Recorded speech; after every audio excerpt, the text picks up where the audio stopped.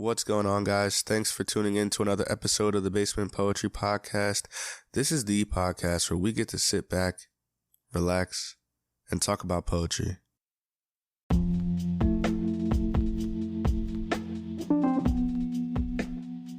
All right, guys. Thank you again for tuning in. I hope you guys have your coffee or your nighttime tea, whatever you guys are drinking at the time of your listening to this podcast. Today, I am excited for the poem because it is one of those times where I get to read a poem that's, contemporary. The poem comes from one of my favorite magazines, and I've been into reading magazines lately because I just love reading contemporary work that's currently being published.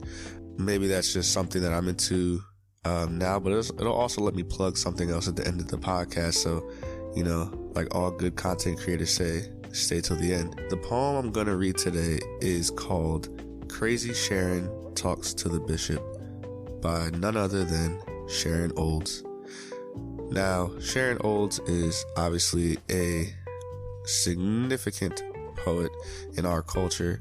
Just a short bio for Sharon Olds, which she probably needs no introduction, if I'm being completely honest. But Sharon Olds was born in San Francisco, and she got her education from Stanford University and Columbia University. She's the author of 12 books of poetry, including books that have won the Pulitzer Prize, the T.S. Eliot Prize. She was shortlisted for a T.S. Eliot Prize in 92. I believe she won in 2012. She just has so many books. I could go down the whole list, but that, would take a significant amount of time. You guys probably know her. If you don't know her, I definitely recommend you go read her work.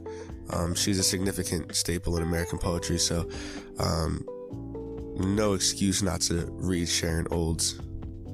Now, the poem I'm going to read from her was published in the latest issue of American Poetry Review. Now, American Poetry Review is one of my favorite magazines at the moment, and one of the reasons it is because you can literally walk into your Barnes & Nobles, and I have a good relationship with my Barnes & Nobles.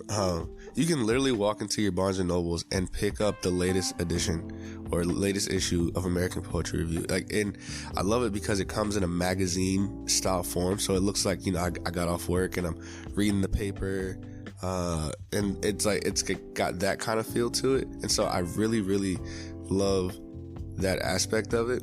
So yeah, it's one of those things where you get to feel the page and you get to, experience these people's work that is new and refreshing. So, but yeah, I'm going to read her poem, Crazy Sharon Talks to the Bishop, and I hope you guys enjoy it.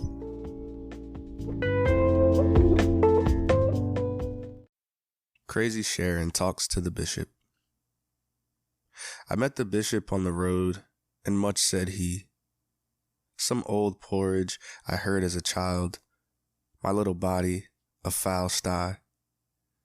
Love has pitched his mansion. Maybe love pitched her silken tent. Love has raised its dwelling in the place of reproduction, which can be fitted with a full moon device which functions as a saving grace. And maybe everything can be rent. Everything can be soul or whole, like an asshole. I met a bishop once, when I was a teenager, mad as hell about eternal fire and birth control. We were sitting in my mother's living room, for I have built my poems in a place of opulent privilege. I held out my fingers and wiggled them at him and said, "I'm trying to make you levitate." He was not holding his crook or his mitred hat, but he was wearing a shirt of magenta Egyptian cotton, woven and dyed only for bishops, and I said, thinking myself quite the witty brat, "That is the most beautiful shirt I have ever seen. Could you get me a shirt like that?" Not seeing myself, the privilege and ignorance of coming from a living room like that.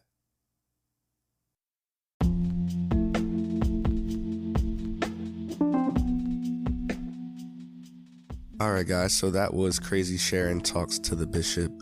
And, obviously I love the poem, but I'm actually going to do something a little bit different this time when it comes to talking about this poem, because I actually don't think you can read this poem with a full context unless you read the poem that came before it. And the poem that came before it is actually called Crazy Jane Talks with the Bishop by William Butler Yeats. Now, he's written a lot of different poems that kind of deal with this Crazy Jane person, but the poem is actually in the voice of this Crazy Jane person. But I don't want to get too deep into that topic. I just kind of want to read the poem so that you guys can kind of see the inspiration Sharon Olds gets from this poem. So I'm just going to read that really quick for you guys.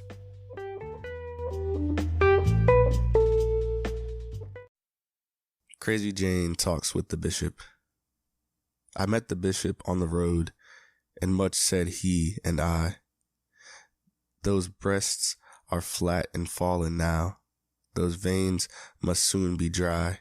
Live in a heavenly mansion, not in some foul sty.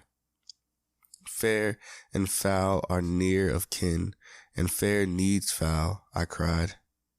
My friends are gone, but that's a truth.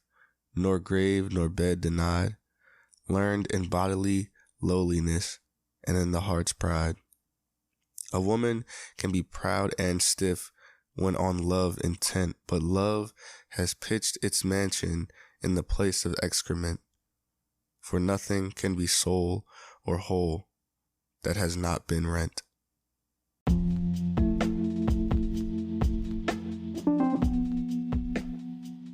So that was just a quick reading of the kind of poem to kind of look at both poems in a way and see how they're kind of talking to each other. Or should I say Sharon is talking, to Crazy Jane maybe. She calls herself Crazy Sharon in this poem. But, and just some like basic analysis of the Crazy Jane poem, it seems like there's a woman kind of talking to the bishop, kind of asking for, almost explaining her sins, like, this is kind of the reason why I'm doing this stuff, and I hope I can still, make it into heaven after this. And when I read Sharon's poem, I kind of see a similar, not a similar conversation, but almost like she's taking that conversation there, and it's like, I'm not really asking for kind of forgiveness for this stuff, but I am noticing like the privilege that I kind of have to even be able to like talk to you in this way. Like she says, and if you hear the paper, it's because, like I said, the poem is in American Poetry Review, which is like a newspaper style. So I kind of just like having the physical paper in front of me. But even saying like, for I have built my poems in a place of opulent privilege. Like, it's cool because in this poem, she's kind of turning what was said in the, Yeats poem kind of on its head. So it's like, I met the bishop on the road and much said he. And in the original poem, it says much said he and I. So it's more so like, in this poem, he's just talking and she's listening. But then she kind of takes what he says and turns that around and says like, love has pitched his mansion. But then it's like, well, maybe love pitched her silken tent. Love has raised its dwelling in the place of reproduction, whereas in the old poem it says in the place of excrement. So, we're kind of like switching phrases and just looking at that poem in a new way. So I like that she's doing this because it allows obviously her poetic knowledge to shine, but not only that, we are taking a step backwards and looking at inspiration. And it reminded me of another quote from my favorite poet in the entire world. T.S. Eliot said, "Immature poets imitate, mature poets steal, bad poets deface what they take, and good poets make it into something better, or at least something different." And so the reason I even brought this poem up today is because I kind of want, and I'm doing this for myself as well as an aspiring poet. You know, if you're stuck in your writing process, and I feel like it's so cliche, it's like, well, in order to be a good writer, you have to read. Well, obviously, but not all of us are. I'm not the best reader, but it's one of those like kind of wake up calls and reminders to, hey, you're not just reading because just to read. Obviously you should read, but you're also reading to see what other people, you know, are writing, and, you know, to glean inspiration. And if you're taking, you know, what older poets said, like Yeats, and even like, you know, so many people are influenced by Emily Dickinson, but like taking those poems and kind of turning them on their head in the modern or contemporary world. I think any writer who might be in like a writer's block could easily find their way out by taking, you know, inspiration. But again, as Eliot says, and a good poet makes it into something better, or at least something different. Like, you don't want to take from something and then kind of just be like, well, yeah, this is just like that. Well, it's not. The goal isn't to be just like what somebody's already written, because they already wrote that. But, you know, to have a conversation with that poem, to have a conversation with their form, with their meaning. You know, I feel like Sharon Olds here takes a more contemporary look at, you know, how a woman might talk to a bishop, right? And the respect that she might give him. We're kind of bringing that into a new age. Whereas obviously when Yeats wrote his poem, it was probably a different time period. There's different, you know, ways of conversation. There's different standards in which we hold bishops. Like, all this stuff matters. But seeing how she brings that into the new, into the, I guess, 21st century, should I say. But that's all I really wanted to say about the poem. Now, this gives me a chance to plug something else. And I'm going to put the links for this in the show notes, but because, you know, I'm in a time where I'm really reading a lot of contemporary poetry. I'm reading poetry magazines. I'm submitting a lot to poetry magazines and reviews and stuff like that. I currently have the privilege to be the poetry editor for the American Writers Review, and the latest volume that we are gonna publish, the theme is the end or the beginning. And I would just implore any poet who listens to this podcast to submit your work for publication.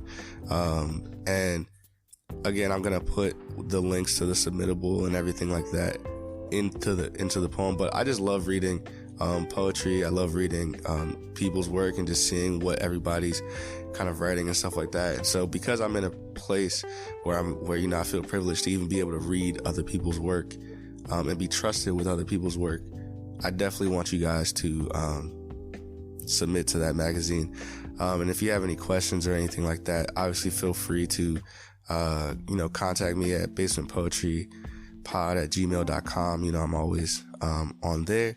And so, yeah, not much else to say along those lines. But again, like, if you have any questions about, you know, submitting and where to submit, if I forget to put it in the show notes or something like that, feel free to contact me. I'm very open and candid. So I just want to say thank you guys again for tuning into the Basement Poetry Podcast. I love you guys. Until next time, peace.